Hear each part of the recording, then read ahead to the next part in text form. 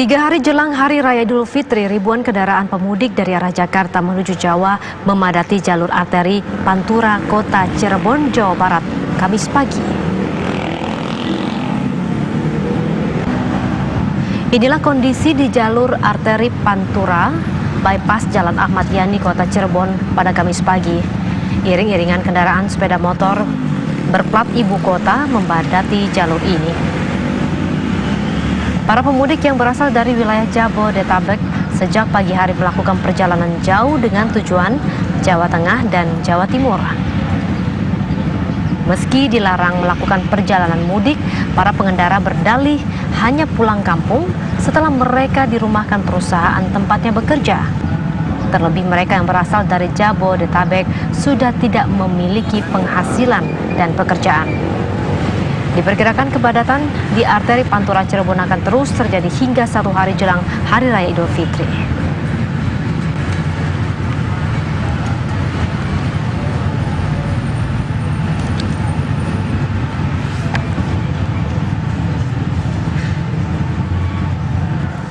Tradisi mudik sepertinya tidak dapat dihilangkan meskipun COVID-19 mengancam jiwa tanpa pandang siapapun. Sebelumnya diketahui sejumlah pengendara yang mayoritas sepeda motor memenuhi jalur Pantura. Untuk mengetahui suasana di sana, kita sudah terhubung dengan reporter TV One. Ada Ervan Setiawan yang berada di Cirebon. Kemudian nanti juga kita akan bergabung bersama dengan rekan kami yang berada di Merak, ada Laras Kiranasari. Saya akan terlebih dulu ke Cirebon. Ada Ervan, bagaimana pantauan hingga menjelang siang ini? Apakah masih terlihat padat seperti pagi tadi, Ervan? Baik, pemirsa Tuhan dimanapun berada, 3 hari jelang Hari Raya Idul Fitri, arus mudik kendaraan dari arah Jawa menuju Jakarta, dari Jakarta menuju Jawa Tengah saat ini terpantau ramai lancar. Meski berbeda tadi pagi, ribuan kendaraan sepeda motor dari arah Jakarta memadati jalur Pantura, Kota Cirebon.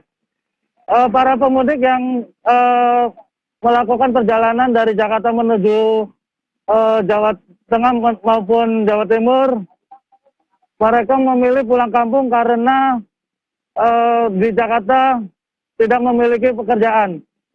Selain itu, para pemudik juga memilih untuk berkumpul dengan keluarganya saat Lebaran nanti.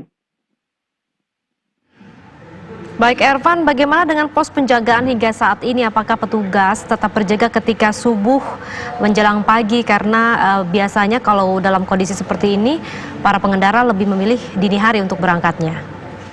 Baik, sejak di awal larangan mudik sampai saat ini, petugas kepolisian dari Polres Cirebon melakukan penyekatan dan penjagaan di sejumlah titik posko. Bahkan petugas juga melakukan penyekatan di 5 titik yang berada di sejumlah perbatasan, yakni perbatasan antara Jawa Tengah menuju Jawa Barat menuju Jawa Tengah. Baik. Terima kasih Ervan atas laporan Anda dari Cirebon, Jawa Barat, bahwa hingga saat ini masih terpantau, masih ada pemudik ya yang berkendara menuju ke sejumlah wilayah melalui jalur Pantura. Selamat kembali bertugas. Saya akan menuju ke rekan kami yang berada di Merak, ada Laras Kiranasari. Bagaimana pantauan di Merak? Apakah ada himbauan untuk memutar arah karena begitu banyaknya masyarakat yang hendak mudik hingga saat ini? Laras. Ya, Dita, dari data terakhir yang kami terima, ini dari pukul 8 malam hingga 8 pagi, ada 47 kendaraan yang sudah diputar balikan, itu gabungan dari roda 4 dan juga roda 2. Tapi kalau situasi terkini di pos pengecekan terakhir di Pelabuhan Merak, Banten, ini situasinya semakin ramai kalau dibandingkan dengan hari-hari sebelumnya, Dita. Kalau saya juga tanyakan tadi ke beberapa calon penumpang yang saat ini tengah mengurus surat dokumen untuk keberangkatan menyeberang menuju ke Bakauheni, Lampung, ini mayoritas adalah orang-orang yang melakukan perjalanan dinas dan juga rata-rata swasta. Meskipun juga kami menemukan beberapa masyarakat yang datang di sini berharap untuk dapat diseberangkan karena sudah di PHK, namun tidak diizinkan oleh pihak terkait karena berbenturan dengan aturan Surat Edaran Gugus Tugas nomor 4 tahun 2020. Saya juga akan mengajak Anda langsung, ada salah seorang calon penumpang di sini juga di PHK dari Tangerang menuju ke Lampung. Selamat siang, Mbak Elsa. Siang. Mbak Elsa, ini apa alasannya mau menyeberang ke Bakauheni Lampung? Alasannya sih cuma satu, karena anak sakit aja sih. Kalau nggak anak sakit saya nggak bakal pulang, tetap menetap di Tangerang aja. Tapi untuk pekerjaan saat ini suami dan juga Mbak Elsa seperti apa? Kalau suami sih ojol Grab, dia diputus mitra. Kalau saya masih tetap kerja di resto. Jadi masih aman, dan ini juga karena terdesak anak sakit jadi terpaksa harus tetap menyeberang gitu ya Mbak. Nah kalau untuk surat dokumen yang diperlukan ini sudah aman semuanya, sudah lengkap? Udah lengkap sih. Alhamdulillah. Jadi kalau boleh tahu Mbak Elsa sudah menunggu dari berapa lama dan rencananya akan berangkat di jam berapa ini? Saya berangkat dari azan subuh selesai sampai sini jam 9. Rencananya nunggu ini selesai dulu sih. Kalau ada surat izin nyebrang, baru kita nyebrang. Kalau nggak dikasih izin ya udah, tetap balik lagi ke asal lagi. Kita balik ke waduh, ini berarti kita harus tetap mengikuti aturan begitu ya Mbak Elsa ya.